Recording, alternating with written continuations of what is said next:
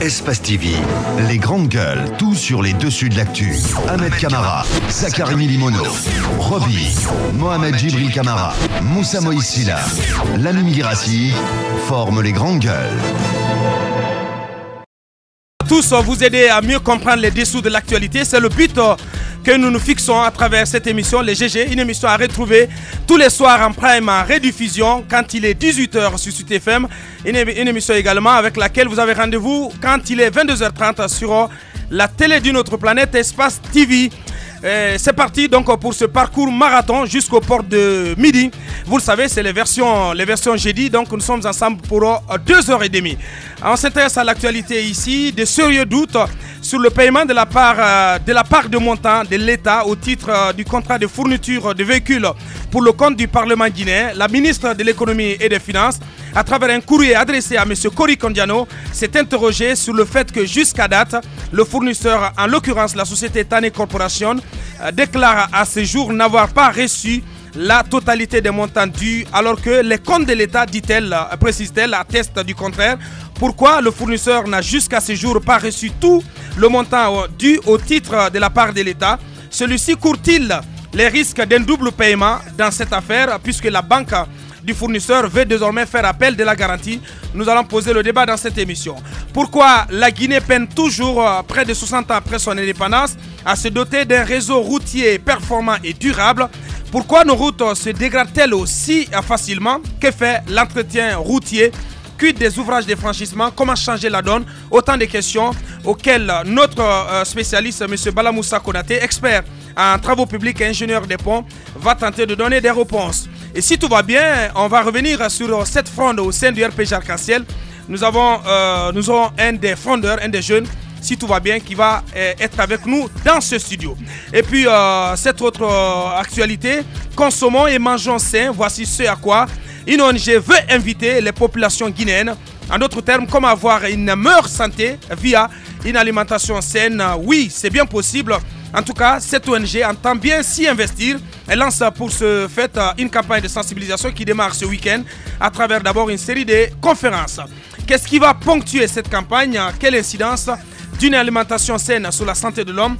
Monsieur Ibrahima Khalil Chiaman Baro, interniste infectiologue, directeur d'une clinique de la place, et monsieur Alassane Soiré, président de l'ONG Bien-être. Vous allez les retrouver dans la troisième partie de cette émission. D'autres sujets viendront s'ajouter à tous ceci. Ahmed Kamara, bonjour. Bonjour, avocat. Moussa Moïse, bonjour. Bonjour. Roby, Moussa Hiro, bonjour. Bonjour. Mohamed Djibril, bonjour. Bonjour. Roby, bonjour. Non mais bonjour, mais il faut qu'on nous dise la vérité sur Kaleta. Bien. Soit on nous dit la vérité sur Kaleta, ou on nous dit simplement de retourner dans nos garages et sortir nos vieux groupes électrogènes, parce qu'on ne comprend plus rien. On ne comprend plus rien dans la mesure où la semaine dernière, je crois que c'était jeudi passé, on va jamais cesser de le rappeler, le ministre Talibi Silla était sur nos antennes et il nous a dit que c'était des départs qu'on était en train de dépanner, etc. On nous a longtemps dit qu'il y avait de la déperdition, les lignes de transport, etc. Mais avant ça, et il nous a rassuré que plus jamais le rationnement du courant. Moi, je ne peux pas comprendre comment un méga projet sur lequel on nous a vendu des illusions pendant 5 ans, un méga projet sur lequel s'est bâti toute la campagne électorale, un méga projet. Si, Ahmed, ça a été quand même le projet phare. C'était la marchandise la plus vendue pendant la campagne électorale. Dis-moi quoi d'autre à part les hôtels. Mais je peux pas comprendre que quelques mois après la réélection du PRAC, que Kaleta meurt. Écoutez, qu'on me dise qu'il n'y a pas d'eau. Non, Kaleta n'est pas mort, mais attention. il est en train de mourir là. Non. Il est en train de mourir. Mais attendez. Nous sommes en période d'étiage. Comprenez ça au moins, Roby. En période d'étiage, on devrait communiquer là-dessus. On devrait dire au peuple, écoutez, non mais Kaleta. Les spécialistes se sont prononcés là. On a reçu ce monsieur, comment il s'appelle déjà au niveau DDG. Vous parlez de spécialistes. Oui, qui nous a dit que Kaleta n'a pas une grande capacité de retenue d'eau. Le spécialiste, il faut que soit petit finisse. Écoutez-moi, on va nous dire encore soit petit. Soit petit va venir, on va nous dire encore qu'il faut que Amaya finisse. Après on va dire qu'il faut que Diani finisse. Qu'on arrête. On a eu le ministre Talibi la semaine dernière. Le spécialiste dont tu parles, il a parlé il y a des mois. C'est vrai qu'il n'a pas été contredit. Mais le ministre, la semaine dernière, il nous a dit ici que c'est fini les coupures de courant, qu'on est juste en train de dépanner les départs, mais il n'y aura plus de coupure de courant, ce qui était archi faux. Je veux dire qu'il faut que EDG communique là-dessus. Oui, parce qu'on a vérifié, c'est des problèmes de fourniture en mazout et en gasoil. Il faut qu'on dise la vérité aux gens. Il faut qu'on dise la vérité aux gens. Il faut que ça cesse dans ce pays. Allez-y, Ahmed. Écoutez, je pense que ça a été une promesse de campagne du président de la République. Il a réussi à le faire. Je pense que c'est un projet noble du président quand même qu'il faut saluer. Ouais. Si il a mis des gens à des postes pour gérer ce projet et que ces personnes n'arrivent pas à gérer, ce n'est pas la faute du président de la République. Je pense que là, à mon avis, le projet, il est noble. Kaleta n'est pas mort, mais ceux qui gèrent Kaleta, à mon avis, ne sont pas à la hauteur. Comment on peut nous parler d'un problème de mazout, s'il vous plaît? Comment on peut nous parler de ce genre de problème? Je trouve qu'il est mort par rapport à tout ce qu'on nous a dit. Non, justement, si pour l'instant je considère qu'il n'est pas mort, ceux qui veulent le tuer, c'est ceux à qui le président a confié la gestion de ce projet, justement. Là, je veux parler du ministre Talibé. Je pense que là, en ce moment, il y a une exagération. On ne peut pas sortir sur les ondes. Je pense que l'amateurisme devrait désormais s'arrêter. Est-ce qu'on doit mettre tout ça sur le compte du ministre? Il y a quand même qui a parlé, s'il vous plaît. Il y a EDG a une nouvelle administration avec à sa tête un Français. Oui, la dernière fois quand vous avez fait l'émission, c'est ce Français qui a parlé? Non. Qui vous a appelé pour parler? Mais alors, non, s'il vous plaît. Le ministre, moi je parle. C'est l'autorité politique. Voilà, s'il vous plaît, moi je prends selon le contexte. Et il est le seul responsable. Pour l'instant, à ce que je sache, EDG n'est pas intervenu parce que EDG sait ce qui se passe. Si le ministre ne sait pas ce qui se passe dans son escarcelle, ça ne me regarde pas. Des travaux d'entretien, ce qui n'est pas vérifié. Écoute, oui, c'est ce que je vous dis. C'est pourquoi je dis tout simplement qu'il faut cesser de dire ceci ou cela aux Guinéens sans que ce ne soit la vérité. Dites la vérité aux gens, je pense que les gens pourront tout simplement se conformer. Mais au nom de quoi? Au nom de quelle stratégie on ne dit pas la vérité aux Guinéens? Pour vous, la vérité, c'est quoi? La vérité, c'est la question de mazout. C'est pourquoi je dis, d'ailleurs, je m'insurge contre cette question parce que ça ne devrait pas arriver. Il faut qu'on cesse d'aller dans ce sens-là en Guinée. 1, 2, 3, on nous dit oui, ça manque, ça manque. Pourquoi? On met l'anticipation où? Un ministre, c'est un bon manager, comme on le dit. Donc, c'est l'anticipation. S'ils ne peuvent pas anticiper, alors qu'ils quittent et laissent la place à ceux qui peuvent anticiper. C'est aussi clair, aussi simple. Allez-y. Les grandes gueules. Donc, on est d'accord que Kaleta, c'est pas quand même rien. Kaleta, c'est quelque chose, c'est un pas pour que la Guinée puisse sortir des ténèbres. Afin que cette capitale puisse d'abord commencer à avoir du courant électrique et que de façon progressive, ça puisse aussi toucher l'intérieur du pays. Ouais. Mais en même temps, des spécialistes, le ministre, c'est un manager, comme il a dit, c'est un poste politique qu'il occupe. Mais des spécialistes qui ont travaillé sur le dossier Kaleta nous avaient avertis. Ils avaient dit qu'en période de alors quand tu es manager, quand tu parles à manager. Mais quand tu es manager et d'entendre mais ce qu'il veut dire. S'il vous plaît. Non, quand tu es manager et que tu parles en technicien, ça devient compliqué. Donc chacun a la place qu'il faut. Ce dont il faut être sûr, c'est qu'en période d'étiage, et cela avait été prévu. Pour moi, ça avait été dit. Ça avait été prévu quand même. Maintenant, le reproche qu'on peut faire, au gouvernement, le reproche qu'on peut faire au gouvernement, c'est qu'ils ont reçu toutes les données des techniciens. Si, parce que c'est quand même une procédure assez lourde. Mon frère, chaque ministre a ses oignons. C'est quand même un projet assez costaud. Ouais. Donc, on peut pas, ça devient une question transversale. Mais quand on informe qu'en période d'étiage, il va y avoir un manque d'eau et qu'il peut y avoir des délestage, il appartenait tout de même au ministère de prendre les mesures qu'il faut pour régler cela. S'il faut mettre en place des groupes, s'il faut réactiver, parce que je vois quand même qu'on est en train de mettre en place, on est en train de réactiver peut-être Agrico. En tout cas, la place qui servait au groupe d'Agrico. Non, pas du tout. Agrico a plié bagage. D'accord, mais tout de même, on est en train d'occuper la place. Il fallait trouver quand même une énergie qui puisse permettre un moyen parallèle qui puisse permettre de. C'est pourquoi on est en train de réveiller les 100 mégawatts thermiques avec ces sociétés mauritaniennes. Alors, quand on parle de mazout, j'apprends qu'avant, c'est EDG qui passait ses propres commandes. Oui. Et il y avait une gabegie, il ne faut pas se mentir. Ouais. Quand c'est EDG, la société qui est gangrénée par de la corruption, par de l'affairisme, du clientélisme, quand c'est cette société elle-même qui passe les commandes, je pense qu'on ne peut s'attendre qu'à un résultat catastrophique. Beaucoup de et aujourd'hui, peu à peu, on essaie d'arracher à EDG cette bonne partie. C'est qui a été fait, non, ça a été arraché. Ça a été arraché, d'accord. Donc j'estime que ça peut prendre il peut y avoir un petit relâchement. Il peut y avoir un moment de flottement. Donc ça peut expliquer tout cela. Mais encore une fois, ça ne dédonne pas le ministère. Le ministère devait prendre les mesures qu'il faut pour informer à temps et pour prendre des mesures aussi parallèles afin que, en cette période d'étiage, que les populations ne puissent pas souffrir. Un chef de famille qui dit le sac de riz est fini à la maison, je ne savais pas que c'était presque fini. Ouais. Non, c'est le chef de famille anticipe. Quand le sac de riz diminue, ben vous cherchez à amener un autre sac de riz avant que celui. Écoutez, c'est la voix du peuple. Allez-y. Robbie, oui, allez-y. Non, ce que je voudrais dire, on nous avait prévenu. C'est vrai qu'en période d'étiage, ça ne serait pas comme pendant la période des grandes pluies, certainement. Mais ce qu'il faut faire, il fallait prendre des dispositions à temps. Ouais. Parce que ce qui se passe, peut-être que l'erreur qui a été commise par le ministre, c'est de nous dire, si vous vous rappelez bien, j'ai fait exprès de lui poser la question, est-ce qu'on va revenir avec ce traditionnel tour à tour? Il dit non, que ça c'est derrière nous, qu'on ne va plus revenir sur ça. Je pense que c'est une erreur à ne pas commettre, surtout sur une antenne à grande écoute, parce que on ne peut pas continuer à berner ce peuple-là. Communiquez. Si vous savez que vous n'êtes pas en bonne posture, communiquez, dites au peuple. C'est pour cela que quelquefois, moi, j'apprécie quand même la gestion des crises au niveau de la SEG. À chaque fois qu'il y a un problème, au moins on fait un communiqué. Au moins on fait un communiqué, le peuple est averti, les gens savent que oui.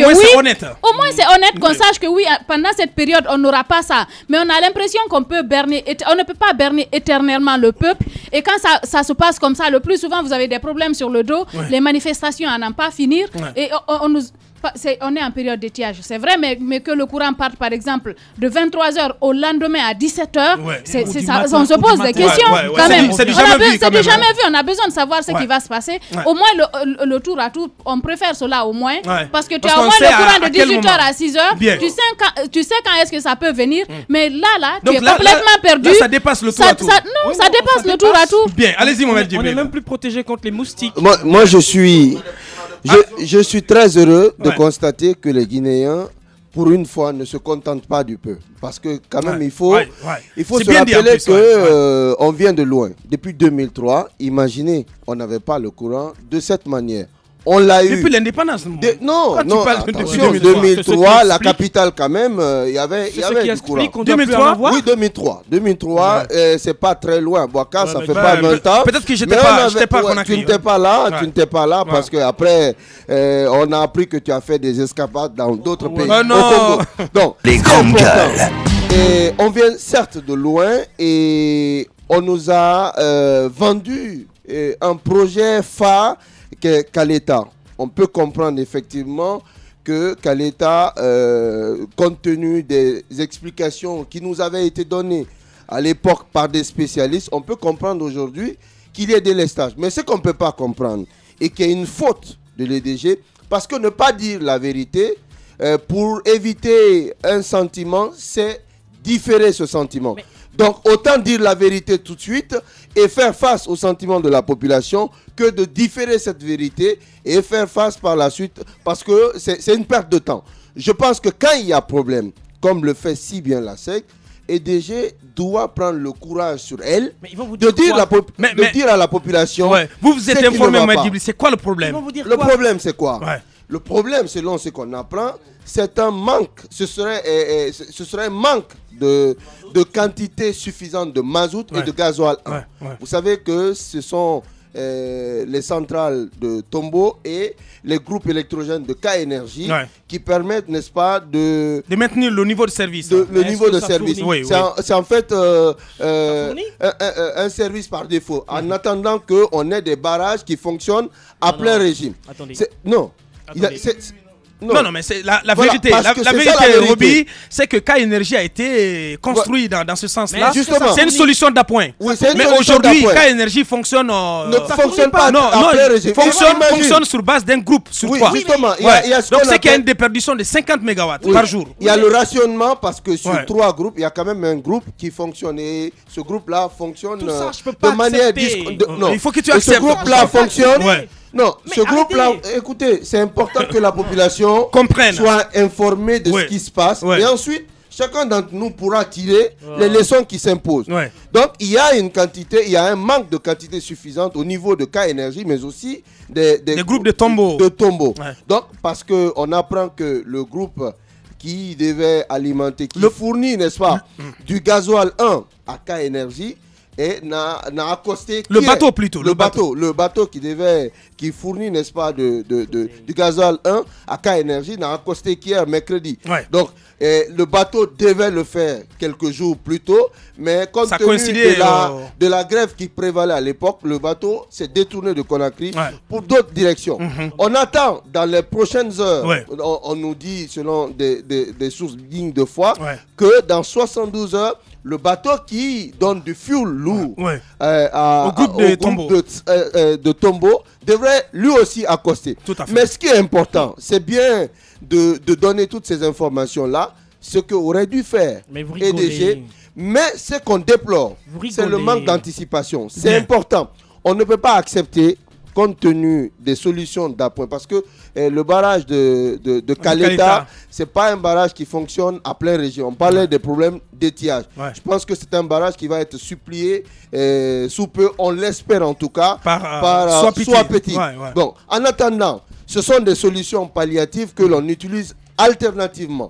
EDG, on peut comprendre qu'EDG n'ait pas toutes les capacités de ravitailler de manière saine et rationnelle la population, mais ce qu'on ne peut pas comprendre, que EDG ne disent pas la vérité à la population. Les grandes gueules.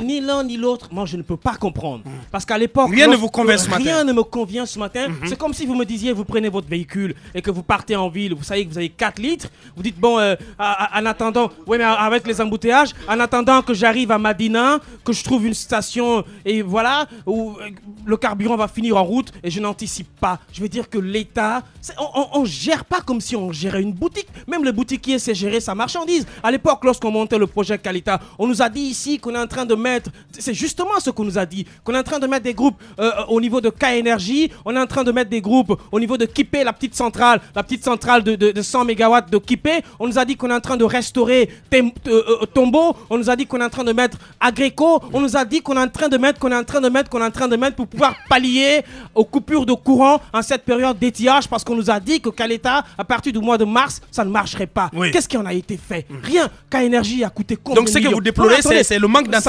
Oui, mais K-Énergie nous a coûté combien de millions de dollars? On parle de contrats surfacturés d'ailleurs. Contrats de gré à gré. Oui, mais justement, on nous dit que l'État n'a pas d'argent, il n'y a pas de carburant, il n'y a pas de fiole. En attendant, on substitue les V6 par des V8 pour les ministres. Les grandes gueules. On augmente la consommation et les factures au niveau du budget de l'État. Mais arrêtez, qu'on arrête. Je veux dire que c'est de la responsabilité du ministère de l'Énergie, c'est de la responsabilité de EDG de nous dire s'ils sont capables de fournir le courant. Attention. Ou attendez, dis-moi, Djibril, EDG est un épique. Ah, mais juste tomber, EDG a tenu. Mais attends. EDG, le ministère de l'Énergie, alors qu'on enlève le ministère de l'Énergie, sur la tutelle. Une tutelle administrative sur EDG. Mais EDG, c'est pourquoi j'ai insisté pour dire que EDG a une nouvelle administration. A une gestion autonome et c'est un épique. Donc il faut faire très attention. Je pense que les faits commencent à donner raison à Ahmed qui disait que Veolia n'a pas d'expertise. Non, mais j'ai pas. Non, mais qui a mis en doute. Non, c'est vrai. C'est vrai, on a mis en doute ici l'expertise de Veolia dans le domaine de l'énergie. Non, mais non, je ne vais pas vite en besoin. C'est nous qui l'avons dit dans ce studio. Je n'ai pas fini. Je n'ai pas fini parce que moi, je ne peux pas accepter dans ce studio qu'à chaque fois qu'on fasse la départition, comme ils disent, le ministère de l'énergie a une gestion administrative, EDG c'est un épique. Les deux sont concomitants parce qu'aujourd'hui, c'est la gestion administrative. Évidemment, c'est la gestion administrative qui fait défaut. C'est pour ça qu'on assiste à toute cette défaillance. Oui, mais attendez, ne dissociez pas les deux. Ah, mais arrêtez. Alors là, dites-moi qu'on enlève alors le ministère de l'énergie puisque ça sert à rien. Alors, bien. Allez-y, Ahmed. Je pense que j'avais prévenu. À l'époque, quand j'ai parlé, il n'y a pas ce que les uns et les autres n'ont pas dit. On m'a dit que non, j'étais en train de raconter n'importe quoi. Et je disais qu'il fallait quand même des spécialistes au poste, non seulement du ministère de l'énergie, mais également du côté de EDG. Ouais, mais Talibi, c'est un spécialiste. Hein. S'il vous plaît, s'il vous plaît, s'il vous plaît, s'il vous plaît. Si c'était le cas, on ne serait pas en train de parler de ce sujet en ce moment. Je ne doute pas de ses compétences, mais je parle d'anticipation. Mais j'ai fait la même classe que quelqu'un. Je vous ai dit. J'ai fait la même classe que quelqu'un et j'ai le même niveau que lui. Donc, j'ai pas dit, je vous ai jamais dit que je doutais de ses compétences, mais je parle d'anticipation. Celui qui ne sait pas anticiper, même si vous avez le plus grand bagage du monde, en ce moment, vous n'avez pas réussi votre mission. Ça ne sert à rien. Ouais. Donc c'est pourquoi je dis qu'il n'y a pas eu d'anticipation et on n'a pas dit la vérité au peuple. Ce n'est pas normal. Ce n'est pas normal. Ouais. Le ministre est passé carrément à côté de sa communication et il est passé à côté de sa stratégie. Il devrait revoir sa stratégie et EDG aussi doit aussi revoir sa stratégie. Il faut qu'EDG communique. Vous êtes en train de nous dire la vérité. Je sais pas. Écoutez. Je veux qu'on clarifie les choses. Vous voulez clarifier. Je ne dis pas que mais tout est clair ici, Mohamed Djibril. Je ne dis pas qu'est-ce qui est confus.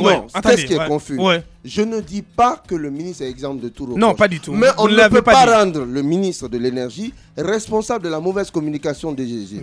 Non, c'est important. Non, mais il est de la responsabilité des DG. Il est de la responsabilité de dire la vérité, de communiquer, de dire la vérité aux qui a une gestion autonome, qui est complètement distincte de celle du ministère qui assure la tutelle administrative. Donc on ne peut pas rendre la personne du ministre responsable de la mauvaise communication. D'accord. À EDG de prendre ses responsabilités. D'accord. Vous savez, j'aime prendre l'exemple terre à terre pour faire comprendre facilement aux gens. Quand un enfant commet des bêtises, on s'en prend à son père. C'est pas ce qu'on fait. C'est ce qu'on fait. Beaucoup de choses se passent dans ce pays ici. Quand on parle de justice, automatiquement on fait un raccourci, on va derrière le... S'il vous plaît. Vous avez accusé le président de la République tout de suite concernant la question d'énergie. Je vous ai dit non, que je n'étais pas d'accord parce que lui n'était pas directement gérant de ce secteur, mais il a choisi un ministre qui est le manager général. Le ministre est le manager général. Vous avez des institutions qui sont sous sa coupole. Alors qu'est-ce qu'il fait? Si ça ne fonctionne pas, il appelle ces institutions et il dit clairement: oui, il y a des manquements ici, il faut tenter de les corriger. Alors, si le ministre n'arrive pas à le faire, plus ce qu'il faut faire. Si le ministre, parce qu'on a amené une nouvelle administration, une expertise française. Mais vous pensez que cette administration ne doit pas être abandonnée justement. C'est au manager général d'amener les responsables de ce secteur à prendre des dispositions. S'il y a des manquements, vous en tant que manager général, vous avez également une équipe parce que le ministère c'est une administration. Vous faites des réunions pour tirer les conclusions, pour dire non, il y a tel ou tel problème, il faut que ce soit corrigé. Vous convoquez les responsables de EDG, vous parlez des pics. On vous a dit que parce que c'est une EPIC, c'est fini, EDG a abandonné à elle-même. Non, ce n'est pas le cas. Non, ce n'est pas le cas. Moussa Hiro, pour conclure. Je pense que Djibril crée la confusion ici. On n'a pas dit que le ministre est responsable de la gestion interne, par exemple. Ce qu'on a dit, c'est que c'est lui qui a appelé, c'est lui qu'on a appelé ici, c'est lui qui nous a dit que ces problèmes-là sont derrière nous. Et justement, on suppose qu'il est au bain de ce qui se passe au niveau de l'EDG. Il devrait peut-être, s'il n'est pas réellement au bain, appeler des techniciens, se renseigner avant de nous dire que tous ces problèmes-là sont derrière nous. C'est clair. C'est lui qui a appelé pour nous mêler dans c'est aussi simple. Moussa Moïse, on revient dans le secteur de la pêche. Oui, on a juste le temps d'introduire en 2 minutes.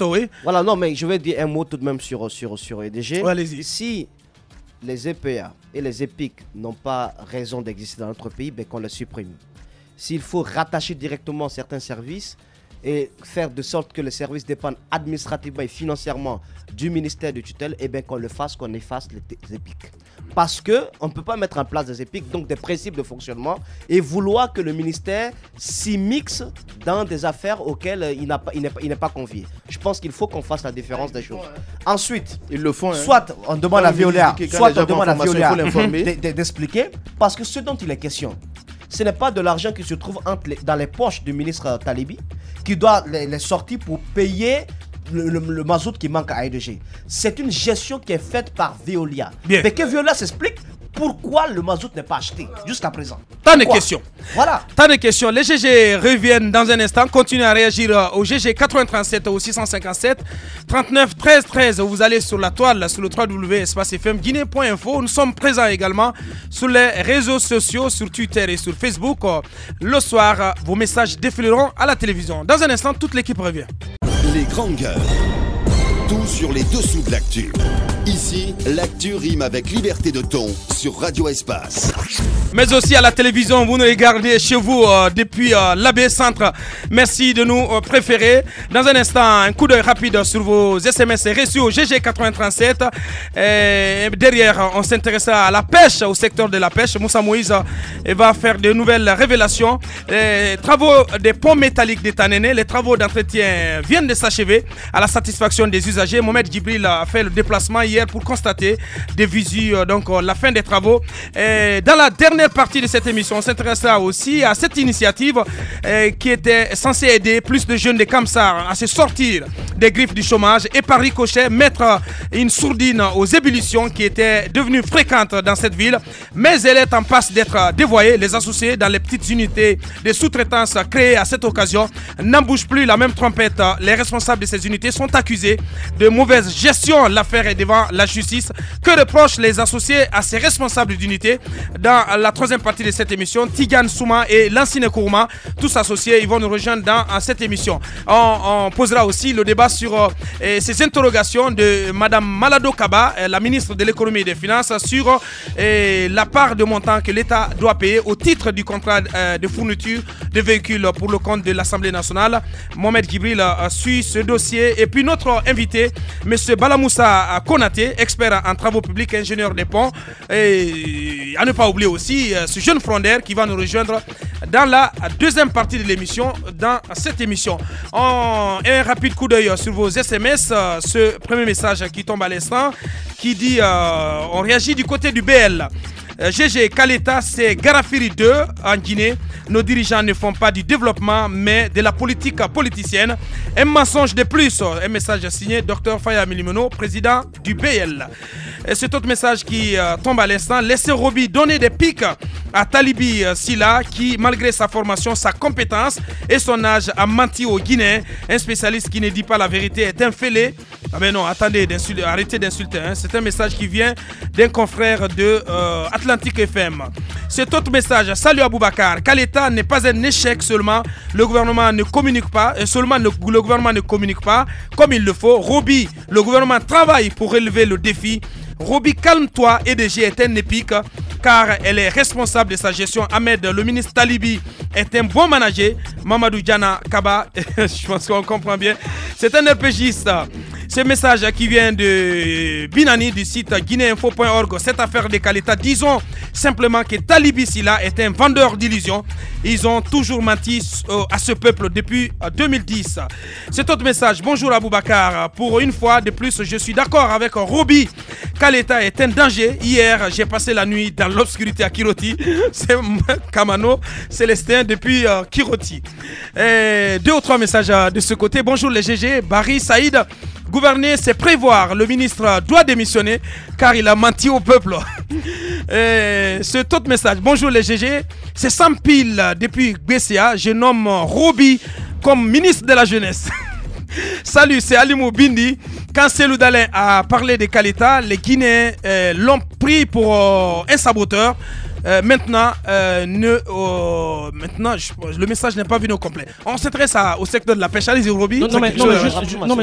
Juste pour dire rapidement aux gens que l'État doit être tellement sérieux. Regardez le cas du Brésil aujourd'hui, l'ancien président Lula, parce qu'il a menti sur l'appartenance d'un simple appartement, mais Djibril, c'est pas avéré, mais aujourd'hui on est en train de le... encore Djibril, tu déconnes. Djibril, tu déconnes parce que ce matin... il doit passer devant la justice. Oui, mais non, il est protégé. Ouais. Djibril, tu déconnes parce que hier, il a été nommé ministre d'État pour échapper à la justice. Oui. Pourquoi le nommerait-on ministre d'État pour échapper à la justice s'il était blanc?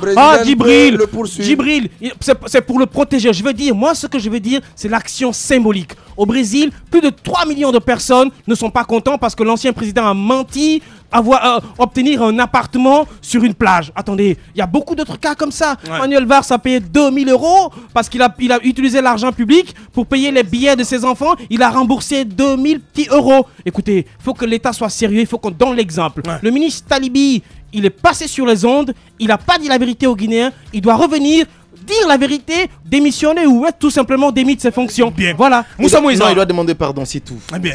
C'est clair. Quand on ment au peuple, on demande pardon. Bien. Allez-y, Moussa Moïse. On n'a même pas de frigo pour mettre on revient dans le secteur de la pêche. Pour que nous soyons comme le Brésil, il faudrait d'abord que nous ayons une institution judiciaire complètement indépendante qui ait le courage, parce que de l'autre côté quand même c'est la justice brésilienne qui est en train de donner des revers à un ancien président. Est-ce qu'on aura le président le plus populaire de l'histoire? Est-ce qu'on a des institutions judiciaires assez fortes pour le faire dans notre pays? C'est un rêve, mais on aimerait véritablement que ce genre de choses se fassent dans notre pays. Ouais. Alors moi ce que pour revenir à la pêche, oui, pour revenir à la pêche, mais de façon globale, généralisée, mais toujours dans le domaine maritime.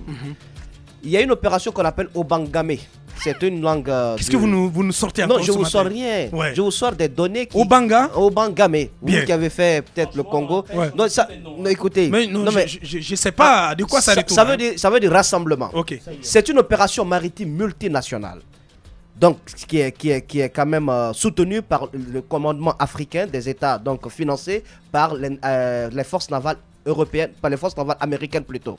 Et donc, c'est une opération conjointe qui met en synergie d'action des Africains, des Européens, des Sud-Américains pour pouvoir faire une sorte d'opération de ratissage au large de nos eaux. Et ça, cette fois-ci, c'est le golfe de Guinée qui est dans leur viseur.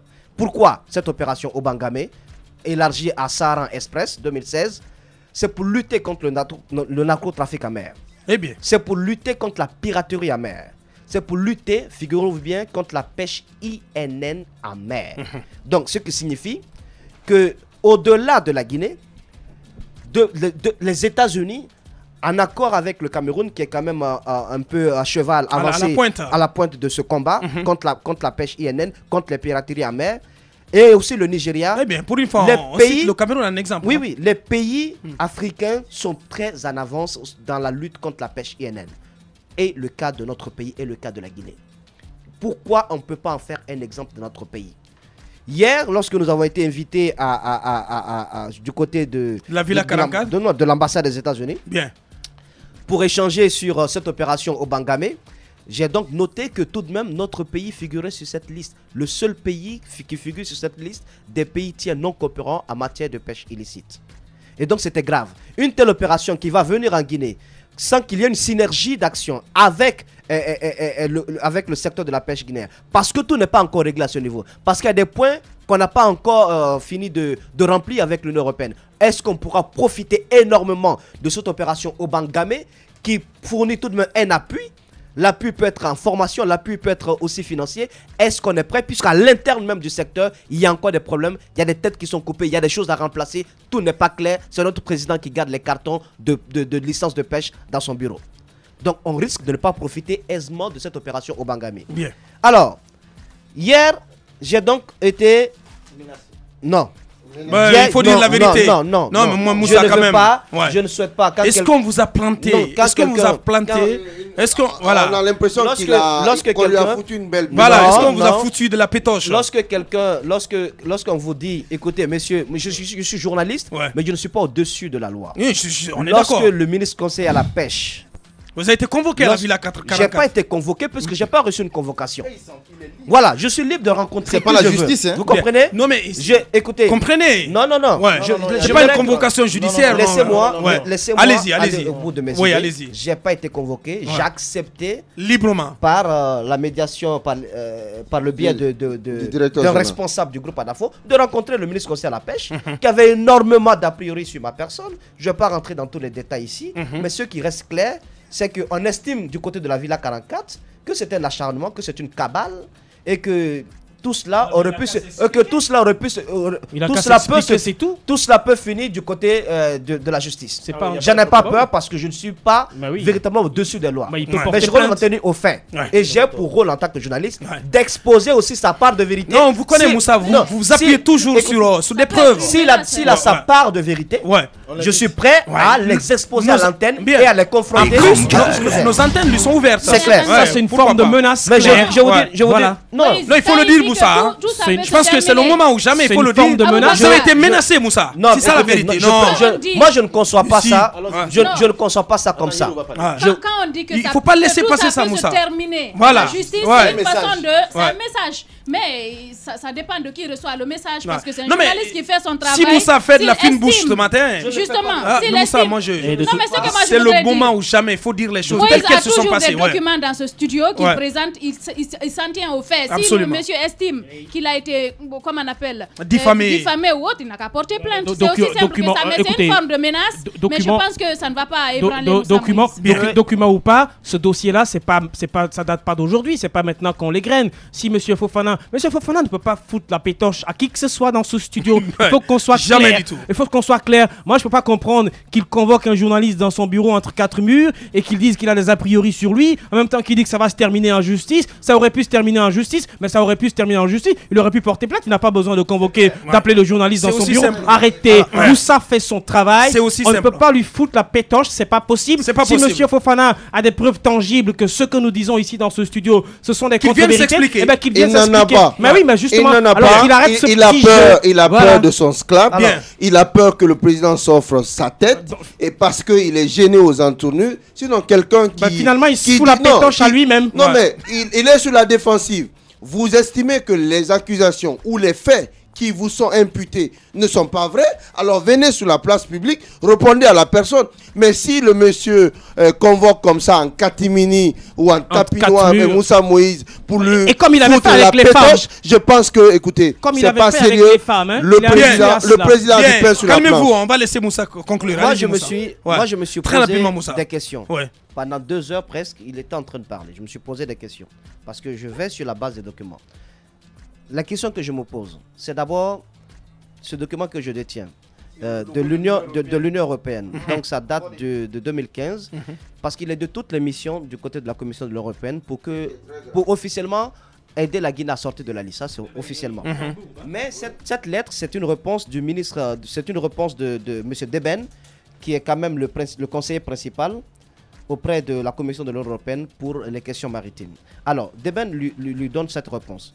Il dit: j'ai le regret de vous informer que je ne serai pas à mesure de vous recevoir les 17, les 18 ou les 19 novembre 2015.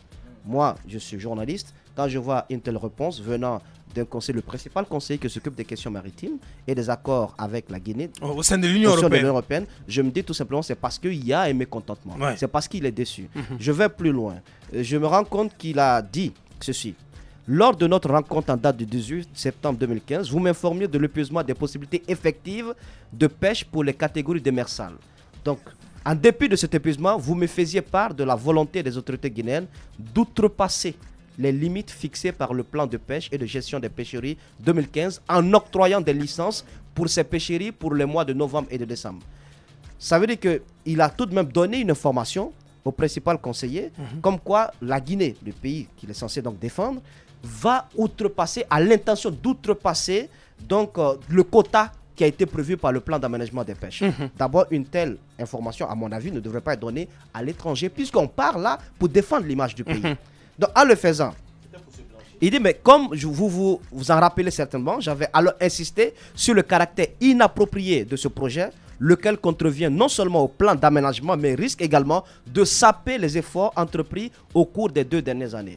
Donc, au regard d'une telle décision, une telle décision fondée exclusivement parce que Deben a eu le sentiment que malgré cet avertissement, la Guinée a donné des licences à outrepasser le quota qui avait été prévu par le plan d'aménagement des pêches. Donc il dit ceci, une telle décision fondée exclusivement sur des raisons opportunistes et qui aurait pu être évitée par une gestion raisonnable des possibilités effectives de pêche tout au long de l'année marquerait un retour aux pratiques qu'ont conduit la Commission européenne à identifier la Guinée en tant que pays tiers non coopérant dans la lutte contre la pêche INN. Donc, ce document, je l'ai lu en partie devant le ministre conseiller à la pêche. Il m'expliquait que c'est vrai, il reconnaît le document et que lui, il s'est battu pour ne pas que la Guinée puisse outrepasser ses licences donc pour les mois de novembre et décembre 2015. Ça a été dit verbalement. Moi, j'attends sa part de documentation. J'attends sa part de vérité pour que je puisse aussi fonder mon opinion là-dessus. J'attends ma part de vérité sur le fait que son nom a été cité dans le dossier du navire Xiaojing numéro 1. C'est quand même le jeune Junior qui est encore là, qui est encore en vie, qui a porté plainte et le dossier est pendant devant la justice. Je dis, monsieur le ministre, comment vous ferez? Vous êtes ministre conseiller à la paix, vous conseillez le président sur la politique générale à mener dans le secteur de la pêche. Mais déjà, vous êtes convoqué à la justice. 2 convocations auxquelles vous n'avez pas répondu. comment vous pouvez vous en sortir? Il dit qu'il ne répond pas aux convocations parce qu'il trouve que ça a un caractère illégal. Monsieur, il n'est pas au-dessus de la loi. Non, il n'est pas au-dessus de la loi, mais c'est grave. Ensuite, je lui pose la question. Il a tout de même expliqué la genèse un peu du Navi Chiojing. Comment on veut lier, mettre son nom au Navi, lier son nom au Navi Chiojing. Je lui ai dit, mais si vous l'avez fait juste pour aider un ami que vous connaissiez avant d'être ministre conseiller à la pêche, puisqu'il était d'abord à la défense, comme conseiller à la défense. Il est gentil, hein. Alors, pour aider un ami, vous l'avez fait. Mais en continuant à aider cet ami, quand vous avez été nommé ministre conseiller à la pêche, vous avez continué à entretenir des relations avec le même navire. Il y avait un conflit d'intérêt à ce niveau.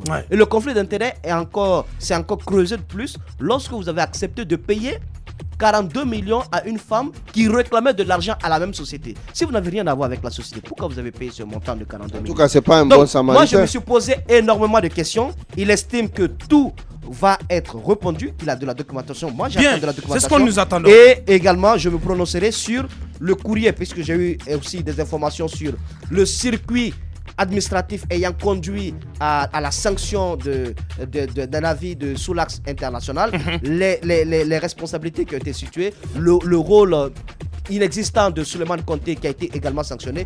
Quels sont les cadres qui ont signé et qui ont caché des documents? J'ai cela, mais je vais recouper tout et lundi, on revient là-dessus. Si j'ai la documentation du ministre avec sa part de vérité, mais je rappelle encore une chose, quand on fait ce métier, on le fait avec des risques. On prend des risques, on le fait. J'irai jusqu'au bout. C'est bien dit. Pas une cabale contre quelqu'un. S'il y a des papiers, s'il y a de la documentation, j'exposerai les faits, mais je ne suis pas du tout impressionné. Ça ne nous ressemble pas. La peur ne nous ressemble pas ici. Dans cette émission, les grandes gueules continuent à réagir chez vous au GG 837 au 657 39 13 13. Vous allez sur la toile ou sur les réseaux sociaux. Les GG reviennent dans moins de 10 minutes. Il y a le snobisme des fines gueules et la rudesse des gueules de bois. L'infortune des gueules moins propres à la douleur des gueules cassées. Il y a les jeux d'esprit des drôles de gueules, le piquant des amuse-gueules. Mais par-dessus tout, il y a l'audace et la pugnacité des grandes gueules de Radio Espace. Exubérantes et effrénées, rarement politiquement correctes et toujours excessives, les grandes gueules plus que jamais déterminées. Grandes gueules à vie. Seul le Tout-Puissant pourra nous faire taire. Bienvenue chez les GG de Radio Espace Guinée.